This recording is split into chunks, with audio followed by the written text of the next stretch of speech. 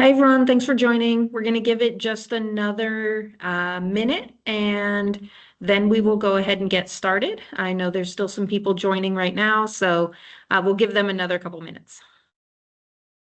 What were you doing? I was picking up all the trash out there Oh, and the big rocks. Yeah. no, you were gonna get to.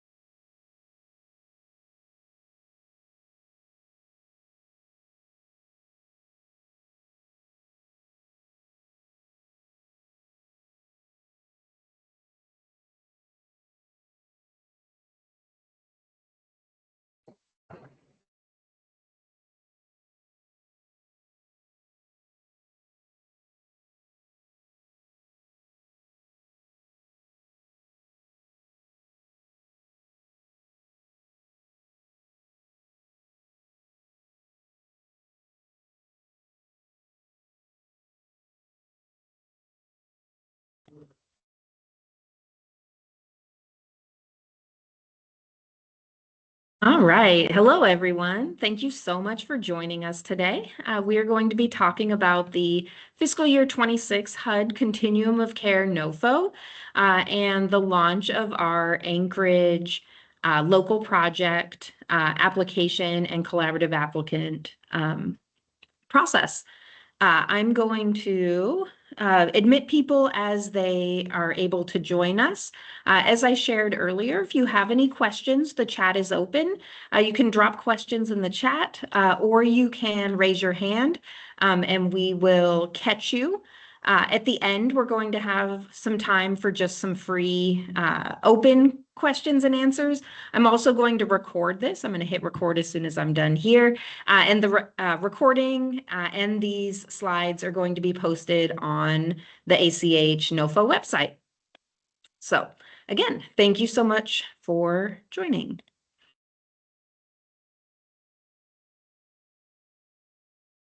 All right. So as I shared, this is our fiscal year 26 HUD Continuum of Care program launch. If you don't already know me, my name is Jessica Parks. I am the interim executive director here at the Anchorage Coalition to End Homelessness. We serve as the collaborative applicant for the Anchorage Continuum of Care.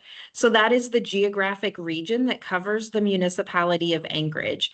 We go all the way from the Knik Arm Bridge going north, south, all the way down to the Whittier Tunnel. So we have a really large geographic area, and the funding under this program is dedicated to serve people in that geographic area.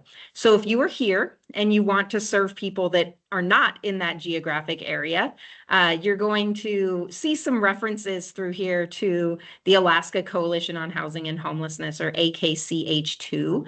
They are the organization that is the collaborative applicant for everywhere that's not the municipality of Anchorage, and they will have an application process as well. But a lot of the information that we're going to talk about today is just about the NOFO, not necessarily Anchorage specific. So welcome. Our goals for today, our agenda is that we're going to start by talking about some continuum of care resources that are available to assist applicants. We're going to talk a little bit about the Notice of Funding Opportunity itself, some lingo, some acronyms. You're going to hear a lot of HUD-specific language, and we're going to talk as much as we can about what does that mean. We're going to talk about our local competition timeline. I'm going to preface right now, this timeline is very tentative and to be determined in some places because we don't have all of the information from HUD yet. This NOFO was just released on Monday, but I wanted to make sure that we were getting this information out to the community as quickly as we could. And then we will continue to keep you all updated as we get more information. Some important links I want to start off with. On our website, ach.org/NOFO, that is our Notice of Funding Opportunity landing page for this competition. It's going to be updated regularly. It's going to have links to HUD webinars, the National Alliance to End Homelessness. If they hold any webinars, they're holding one next week. Any publications that come out related to this Notice of Funding Opportunity. And then eventually, when we launch it, all of our local project applications, scoring matrix, technical assistance materials, all of that will also be on that website. Also linked here is the fiscal year 26 CoC NOFO itself. It's on our website. It's 128 pages long, I believe. I hope I do a good job today of distilling some of that information down for you. But if you have any questions in the future, you can always reach out. There's also some links here to the Institute for Community Alliances, who is our HMIS, our Homeless Management Information System lead agency. Some links to their knowledge base, data, reports.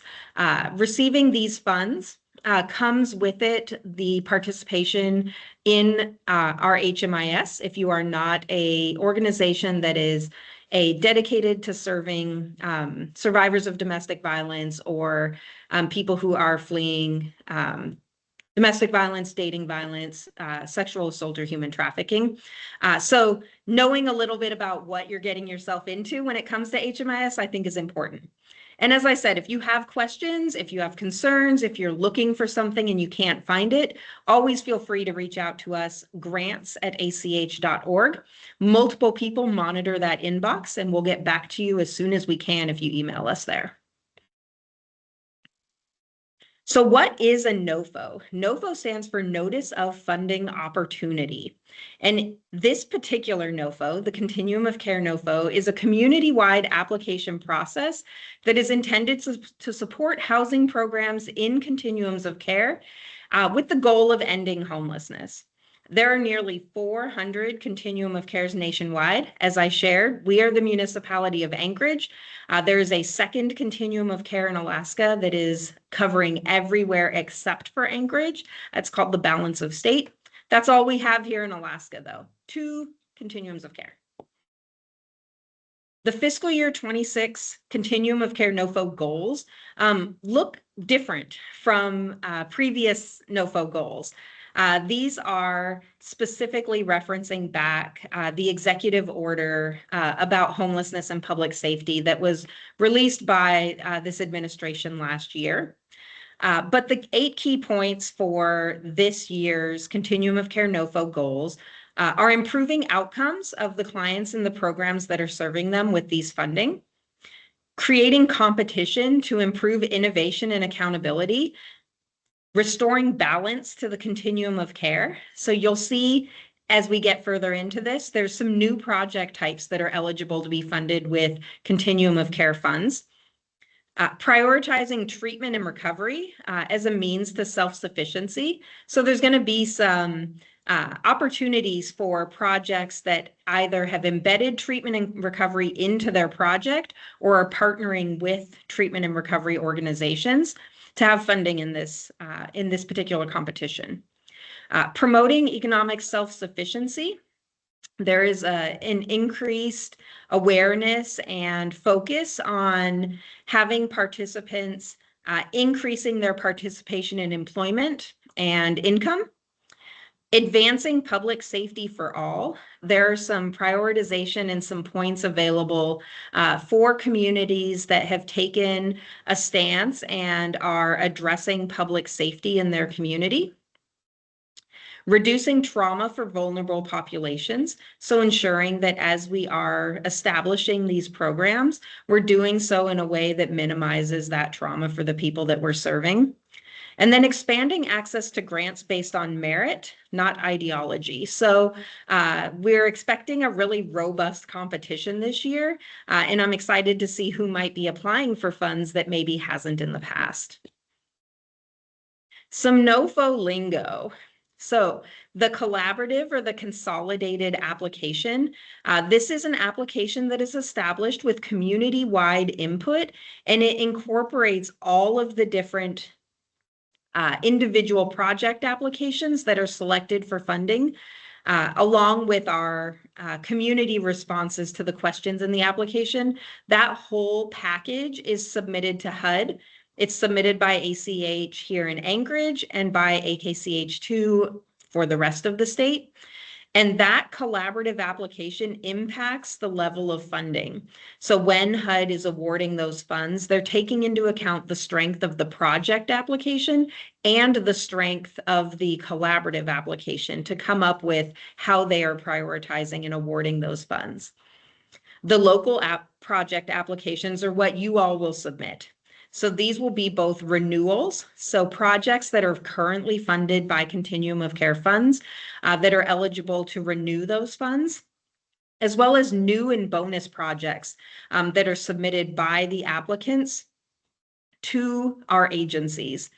Those project applications then go through a rank and review process where each project is scored by a committee, and then those scores are applied along with local priorities to create what we call a priority listing, which is how all of the projects are being ranked. That then will go to the entire membership for a vote. And once those projects have been selected, they'll be combined with our collaborative application.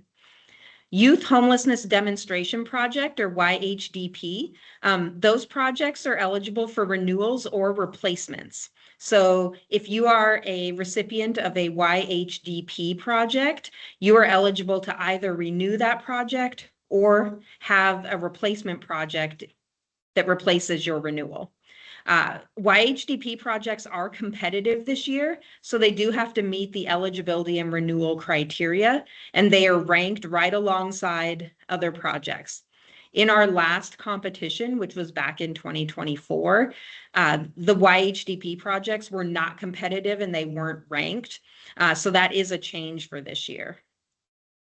eSNAPS application. eSNAPS is the website database that is used for the grant management and application. So once an application has been selected by the rank and review committee and it is advancing forward, then those applicants will submit a second application. It's all of the same material to HUD in the eSNAPS grant management system. If you are selected and you don't currently have access to eSNAPS, we can help you get that established. Some acronyms that you might hear in this presentation, and you will definitely see if you are reading the NOFO. PSH, that stands for Permanent Supportive Housing. RRH, which stands for Rapid Rehousing. TH stands for Transitional Housing. SSO, this is a new project type this year, Supportive Services Only. These are services that stand alone. They are not tied to a particular housing project. And then a type of supportive services only project is SO, Street Outreach. CE means coordinated entry. ARD is our annual renewal demand. This is the amount of money that HUD says that we are eligible to apply for. FPRN is our final pro rata need, and PPRN that goes right along with it is our preliminary pro rata need. These are numbers that are based on a formula where HUD has said each local area, each continuum of care needs this amount of money in order to provide these programs in their community. It's formula-based. It's super unfair. Your annual renewal demand is based on what you've actually received. We are very well performing continuums of care in Alaska, and both of our continuums of care qualify for numbers that are far higher than what HUD formulas say we should need, which speaks to the unfairness of that formula. So HUD has some very specific priorities that they have focused on in their implementation of programs over the past year and a half. The four main ones, and again, referencing back to that executive order, ending the crisis of homelessness on our streets. That's why we're seeing street outreach and supportive services only projects eligible this year. There's an increased focus on reducing unsheltered homelessness in the country. Prioritizing treatment and recovery, advancing public safety, and promoting self-sufficiency. So you can see that a lot of those NOFO priorities are following right alongside these HUD priorities. Some things of note. We are highly encouraging organizations that have never received CoC grants in the past to apply. We want to have a diversity of projects and organizations this year. HUD has had a special emphasis on encouraging faith-based service providers. So if you're a faith-based provider and you have thought about continuum of care funds in the past, or you're really interested this year, reach out. Let's have a conversation. Put in an application. There's a focus on treatment and recovery services. So if you are a provider of treatment and recovery services, or if you partner with an organization that provides treatment and recovery services, there might be a grant out there for you. Housing first is no longer HUD's guiding principle. That doesn't mean that we are not using a housing first methodology. It just means that that's not one of HUD's guiding principles anymore. So if you are a project that has used a housing first methodology in the past and you want to talk about how your project might change under some of these new priorities, let's talk. And there are bonus projects available, or bonus points available, if the majority of the projects in our collaborative application, in our priority listing, are located in opportunity zones. And then a second pot of bonus points if your community demonstrates policies that prohibit CoC funded projects from harm reduction activities. There's a lot more detail that goes along with that. We'll talk more about that when we launch the actual project applications. But those are two opportunities that our community can have to bring in additional bonus points for that collaborative application. And again, you're going to see this recurring theme here. If you have questions or if you want to talk about a potential project, please reach out to us. Set up a meeting. We would love to have a conversation. Eligible applicants. So these are eligible applicants for both new projects and renewal projects. You have to be either a nonprofit organization, a state or local government, and this can include instrumentalities of state and local governments, a tribe or a tribally designated housing entity, or TDHE, a public housing agency, or a PHA. Alaska Housing Finance Corporation is the public housing authority here in Alaska. Faith-based organizations, as I've said, that is something that this administration has a renewed interest in ensuring access for faith-based organization to these types of projects and this funding. Not eligible are for-profit entities, and that is eligibility as an applicant or a subrecipient. So if you are a for-profit agency and you're interested in this type of funding, you likely are not eligible, but again, let's have a conversation. And also not eligible are individuals as an applicant. So if you are a single individual, a person, someone who is not a 501c3 or a nonprofit organization, you are not eligible to apply for these funds. There are some thresholds that all applicants have to meet. So all eligible applicants have to be able to demonstrate financial and management capacity and experience. They have to be able to demonstrate an ability to provide a minimum of 25% matching funds. We're going to talk about matching funds a little bit later in the presentation. The population that you're serving has to meet the eligibility requirements and again, be located in our geographic area of the municipality of Anchorage. You have to have a commitment to use the Alaska Homeless Management Information System, coordinated entry community-wide prioritization lists, and advancing those HUD priorities as listed in the NOFO. There are carve-outs, as I said, for DV organizations.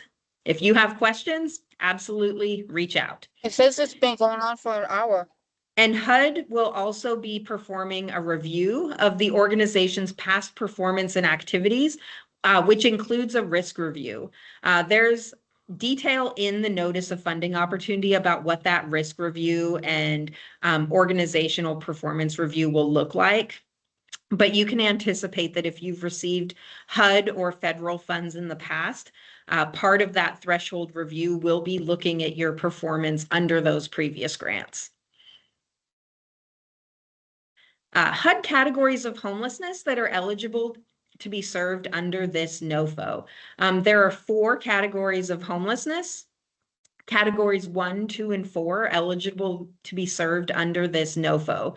Category 1, or literally homeless, is someone, I put the very detailed HUD definition on this slide, but essentially literally homeless means someone who is unsheltered, which means they are sleeping in a car, a park, an abandoned building, on the streets.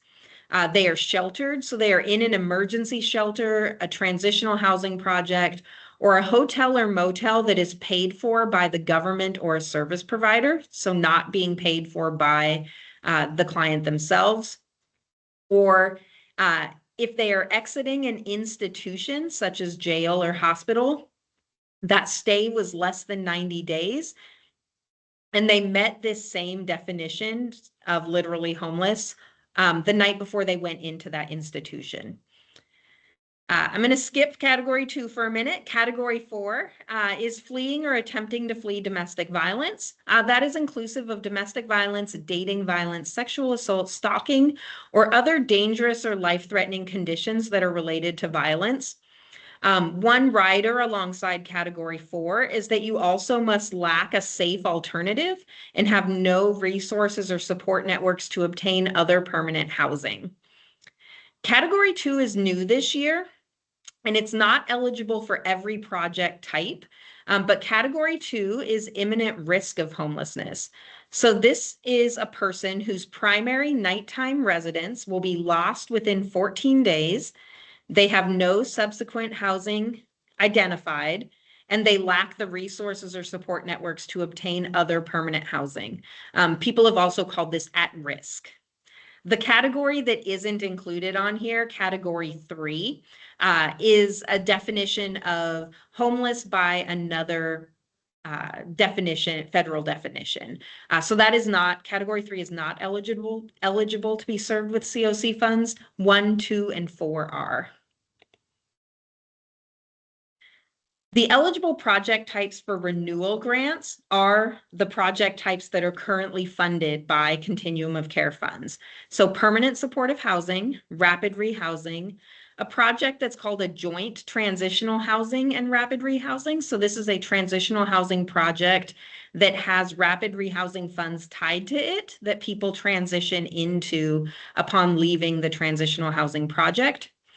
And then our Homeless Management Information System, or HMIS, project type funds our HMIS system. And then a supportive services only type of grant for coordinated entry that helps support the staff and the training for coordinated entry. Renewal projects must serve the same population of individuals and families that were indicated in the expiring grant agreements. So if you are renewing a grant, you have to serve the same population that you put into your 24 application.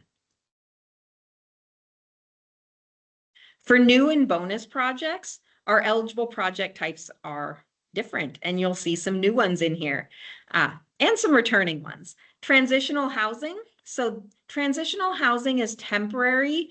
It can have assistance up to 24 months. It has traditionally pretty high service requirements, and it can be scattered site or site-based. So it can be one location where all of your transitional housing project clients are located, or it can be scattered site where an organization may have master leases for apartments across the geographic area, and they're placing their transitional housing clients into those units. Transitional housing is eligible to serve categories 1, 2, and 4 of homelessness. Supportive services only, or SSO project types, also eligible to serve categories 1, 2, and 4. Also typically have pretty high service requirements because they are, by definition, services projects. These projects can be standalone, so serving sheltered and unsheltered homeless persons, as long as you, the provider of those supportive services and that grant recipient, is not also providing housing or housing assistance. So you can't apply for a supportive services only project that is a standalone SSO that is dedicated to serving people in your own housing. The other type of supportive services only project is street outreach. Street outreach projects are serving individuals and families that are primarily residing in places not meant for human habitation. So that is that category 1 literal homeless. That is the primary service category for street outreach. And then our domestic violence bonus projects, they can serve that category 4 homeless. Projects must serve individuals and families that are fleeing or attempting to flee domestic violence, dating violence, sexual assault, and stalking. They cannot be exclusively serving people fleeing or attempting to flee human trafficking. So that is a population that can be included in your eligibility, but you cannot have a project that exclusively serves that population. And domestic violence bonus projects can only be transitional housing or supportive services only coordinated entry projects. They're not eligible for the supportive services only standalone or street outreach project type. So project capacity review and ranking. Number 1. The local project application. So the application that will go out for you all to fill out for your local projects, it has to use both objective and system performance criteria. Objective criteria has to be at least 50% of the points that are available, and system performance measures have to make up at least 25% of the points. And that is looking at your data on returns, employment, income, and those service participation requirements. Reallocation. So there are thresholds and points to be met for reallocation. Your continuum of care has to demonstrate a standard process for reviewing and reallocating from lower performing grantees, or we have to have reallocated at least 20% of the annual renewal demand, so that baseline funding, since fiscal year 21, your past 5 years. Our continuum of care does have a reallocation policy and a process for reviewing and reallocating from grantees, and we have also reallocated funds since 2021, but not 20% of our annual renewal demand. Number 3, the ranking and selection process needs to be inclusive. It needs to invite new proposals from new entities. I'm so excited today to see so many new entities online, not new to us, but new to this funding type. We will post the application on our website. All of the projects with their ranking info and notification will be part of that.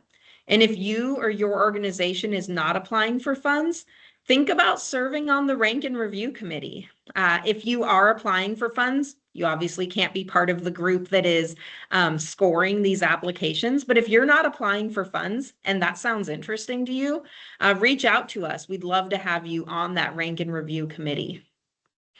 All of our application scoring is going to align with the NOFO and the community priorities. So if you'd like a sneak peek of what that application is likely to have on it, it'll be in the NOFO and it will be in those priorities. Taking a look at the scoring for the collaborative application from the last application process, which was the fiscal year 24-25 NOFO, to this year.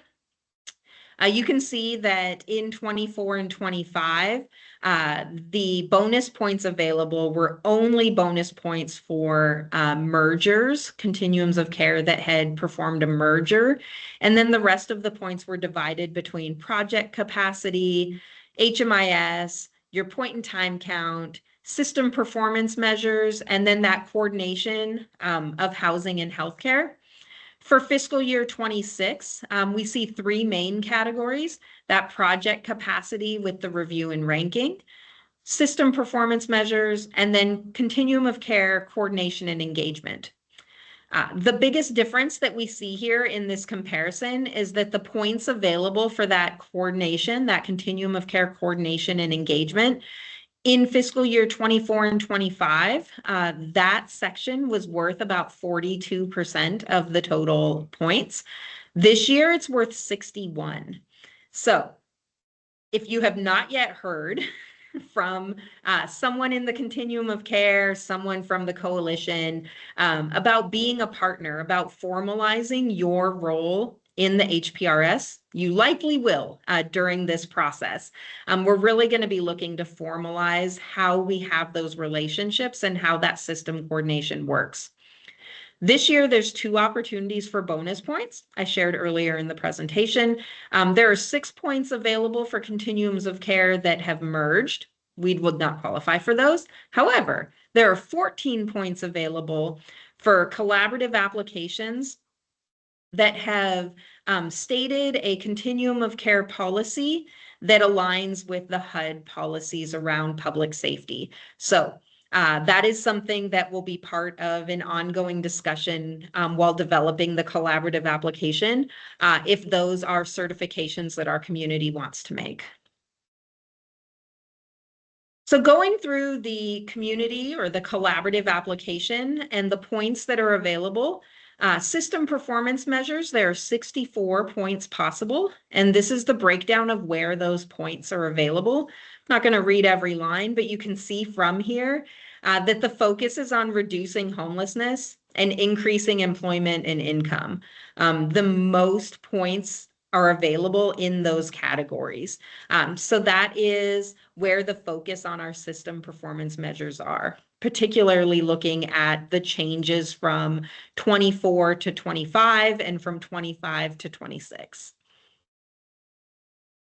The second section is that continuum of care coordination and engagement. There's 122 points available in this section.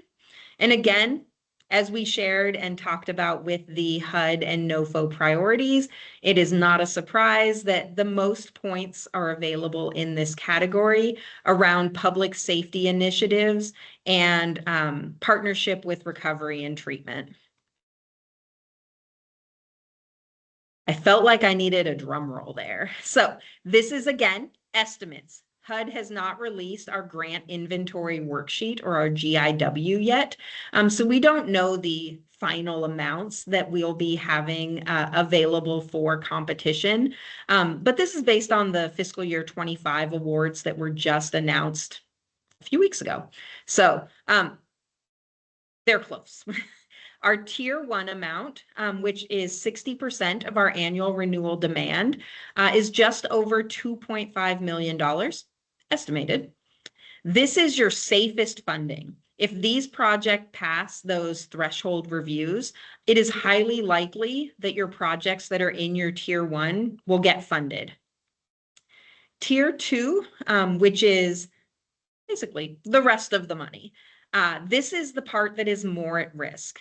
And I note, you can see it in red here, that there is 1.3 billion nationwide that is set aside for transitional housing and supportive services only new projects. It's set aside for these new projects that encompass any new project. But the way that HUD has outlined in the NOFO that they'll be awarding those tier 2 funds, it is highly unlikely that anything that isn't a transitional housing or a supportive services only project is going to get funded in tier 2. Your planning funds, which are the 5% of your annual renewal demand, will be just over $200,000. And the bonus funds. Our continuum of care bonus funds, these are those projects that are eligible for transitional housing and supportive services only projects. It should be approximately $630,000 for our continuum of care.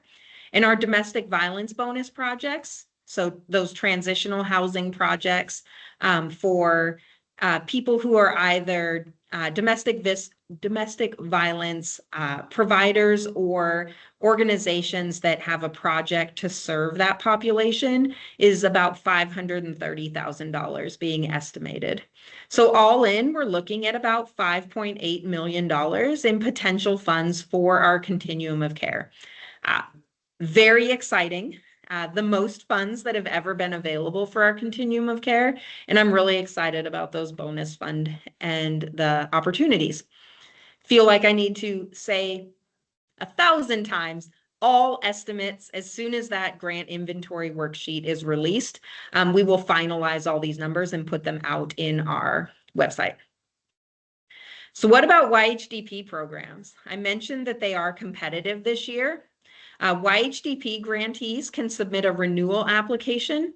Make sure you answer all of the questions on your renewal application. Or you can also submit a replacement grant application. So if you are an existing YHDP grantee and you want to change your project type or you want to make budget changes, that's how you will do that with a replacement grant application. If you are applying for a replacement grant, you also have to receive a letter of support from the Youth Advisory Board. So if that is something that you are planning to do as a YHDP grantee, please make sure you're reaching out early so we can have those conversations and involve the Youth Advisory Board in what your plans are. New projects. As I shared, the total bonus available between our continuum of care and DV bonus funds is about $1.1 million, the most we've ever seen. Continuum of care bonus funding uses can be used for transitional housing or supportive services only projects, and that includes supportive services only street outreach projects. The DV bonus funding can be used for transitional housing projects, and there is a $50,000 minimum for projects. So we will not be accepting any applications for a project that has a budget of less than $50,000. All of those applicants go through the same scoring and ranking process. And just a couple of notes. Again, that DV bonus fund, they can be used for new DV specific project applications where 100% of the participants are or will be survivors of domestic violence, dating violence, sexual assault, or stalking. DV bonus projects have to be serving 100% of that population. You can't have a project that is serving, say, category 1, 2, and 4. It has to be 100% for those survivors. Let's talk about match. So all of our continuum of care projects have to provide matching funds that is equal to at least 25% of the HUD grant amount, with the exclusion of leasing funds. When we have the project application, that will make much more sense. But something to note, what sources can you use for match? Match can be cash or grants from state, local, or private funds. There are very, very limited federal funds that can be used as match for our continuum of care funds, which are also federal funds. So if you have a question about whether a source can be used as match, ask. I would much rather you ask the question and we get the answer before you submit the grant than for us to have to disallow the project because it didn't have the correct source of match. Match can be something, or can be in-kind goods and services as well. It has to be something that your project would use. It has to be documented, and it has to have been eligible to be used as a grant expense. So if your continuum of care grant wouldn't pay for it and someone donated it to you, you can't use it as match. It has to be something that was eligible. But those examples are services, goods, supplies, space or property. All of those are eligible types of in-kind match. Disallowed towards match. So you can't use other CoC funds. If you already have a CoC grant and you are applying for a bonus project, you can't use your existing CoC funds as match for your new project.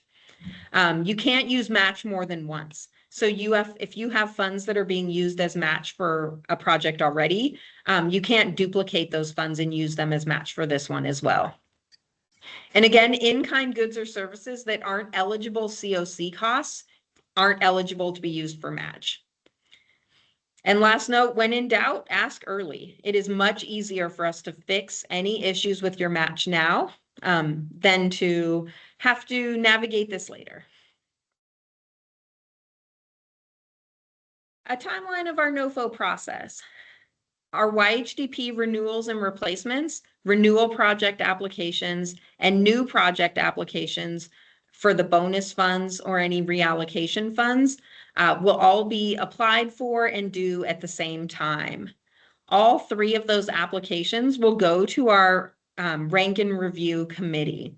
They will then review, score, and rank all of those projects based on the scoring matrix and the community priorities.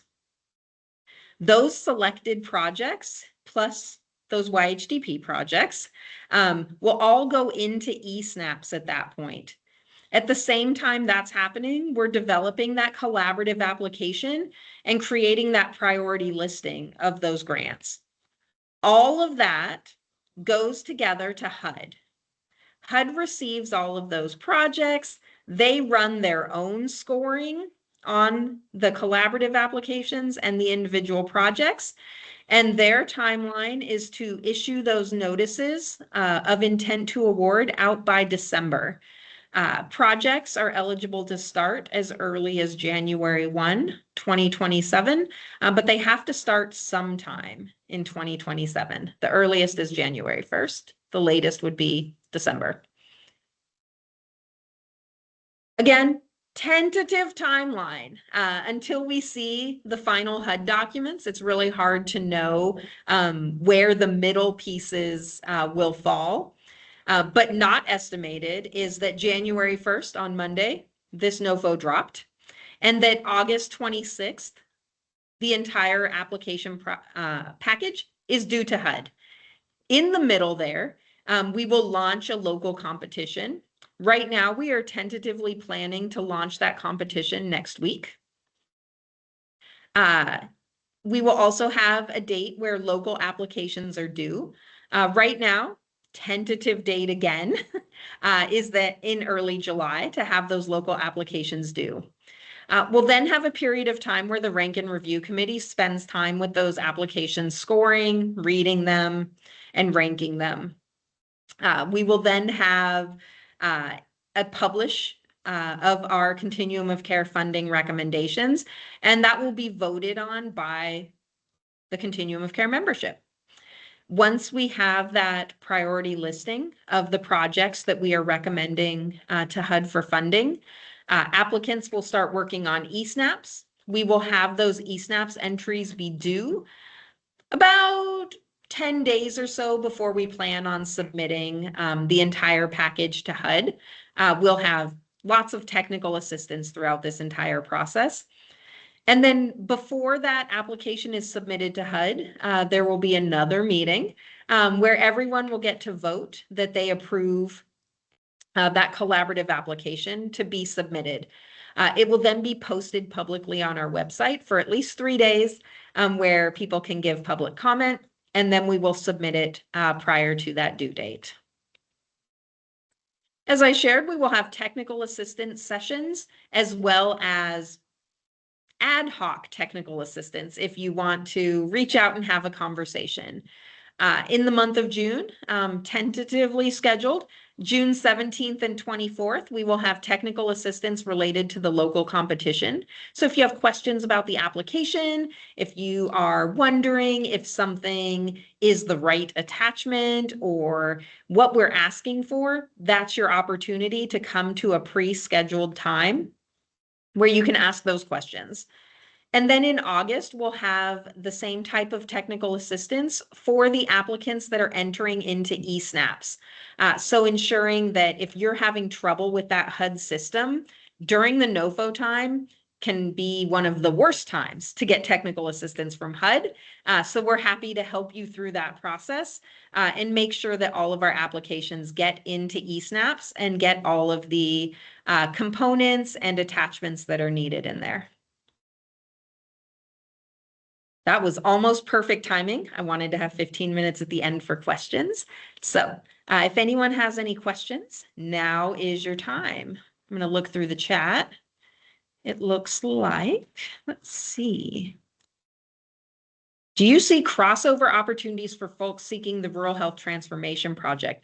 There could be. The timing is a little bit different. Rural Health Transformation projects should be well awarded before these HUD funds would be awarded. But if you are someone who is moving forward with an RHTP application and you think that CoC funds would be a good companion to that, highly encourage that application. If your plan is to use that for matching funds, let's have a conversation because that is federal funds being awarded to the state, and I'm not sure of their eligibility. Question from Dr. Conway that I see Lisa answered, but yes, the slides will be available on our website as well as a recording of this. We will probably trim it a little bit so you don't get my colorful commentary at the beginning. And I see some hands. Go ahead, Adrian. I might have missed this, but is there a limited number of applications after we go through the competition and the review and the snaps? When you submit it to HUD, is there a limited number of applications being submitted to this vehicle? Yeah. And it's not limited in terms of the number, it's limited by the amount. So it depends on the amount of the project applications that come in terms of dollars. What we will do is the rank and review committee essentially ranks all of the projects and goes down the list until we run out of money. Thank you. Yep. Go ahead, Leslie.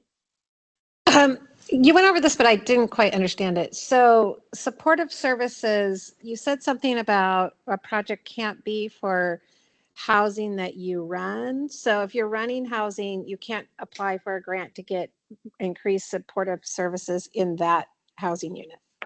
True. Okay, so you have to be doing it in some other entity. Okay. Either some other entity or a project, for example, where you might just have 2 case managers that have a caseload of 40 individuals and they follow the person. So that's really the key point behind it, is that it follows the person, not the location. Okay, can I ask a second since no one else looks like they have their hand raised? Sure. You get some credit, extra credit for having data and stats and things. But if it's a new project, how do you show data if it's new? Yeah, great question. So There are some system performance measures that apply across the board. But if you are coming in with a new project, the application and the scoring matrix is going to outline the points and the scores that apply to your particular project. So some projects are applying for continuum of care funds, but they've been operating that project for a while, just with different types of funding. And so they may have some of that data already. Okay, thank you. Go ahead, Chris. Thanks, Jessica. And you may not have an answer to this, but to your point about the bonus points awarded for projects located within opportunity zones, the opportunity zone program is currently going through revision at the federal and state level. So does that mean that if you're in the current opportunity zones, you get a bonus, or if you're in the proposed version 2.0 opportunity zone, you get a bonus? You know, that's a question that was on my list to go to the AAQ. But my interpretation is that it is our current opportunity zones at the time that the NOFO was released. But I am getting that clarification from HUD. And Anchorage does have a large portion of our municipality covered with opportunity zones. So. It gets even bigger in version 2.0. I know. I'm asking.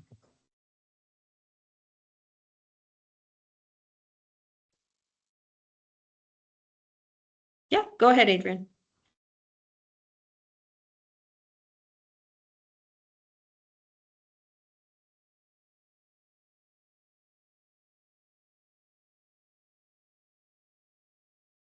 I'm sorry, I was muted. You're Is okay. there a list on your website that's so we can see if our project location falls within those opportunity zones? We'll get that map published. Okay, thank you.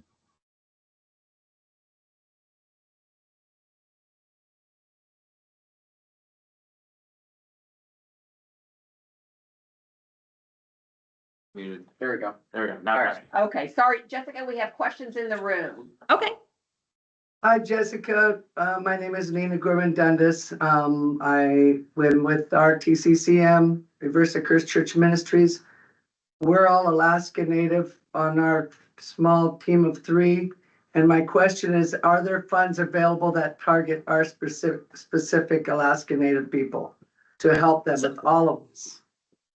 Absolutely. So this particular funding source does not have any set aside or carve out for Alaska Native individuals, but it is not exclusionary either. So you can have a project that is a project serving Alaska Native people, and it would be an eligible project. There just isn't a set aside or a carve out. Okay, thank you. But we serve them all, so that was just a question. Yeah. Yeah, anybody that comes our way, we serve. Because we get them all out of jail, off the street, wherever they're at. Yeah.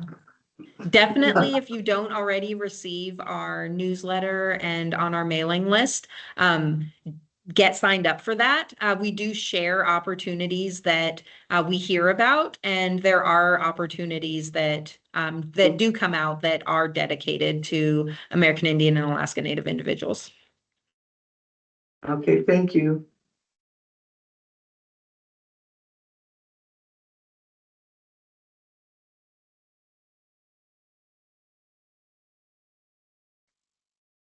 All right. Well, if we don't have any other questions, I'm not going to make everyone stay Did any online for others? 8 more minutes. Oh, do you have more in the room? No, I'm just double checking, making sure everyone has an opportunity. No others in the room? Okay. And we would ask to get on our email list if you would go and sign up, and I can share that link of to go and sign up, because that'll make sure you get on the right list. I think I'm at CSC number. Well, thank you everyone so much for joining us on the screen again. And as Lisa shared, please reach out, grants@ach.org if you have any more questions. Get on our mailing list. You will get all of the updates that come. Oh, go ahead, Catherine. I'm sorry, that was an accident. I was trying Oh, to no, react. that's okay. That's all right. I was like, ooh, last minute question. Watch our website. We will have materials out there as they become available, but our plan right now is to have the application launching next week. And I am open to having conversations about your project. So if you are wondering if it's a good fit, reach out and let's talk. The only time you'll get an answer of no is if you don't ask the question. So let's have a conversation and figure out if your project is a good fit.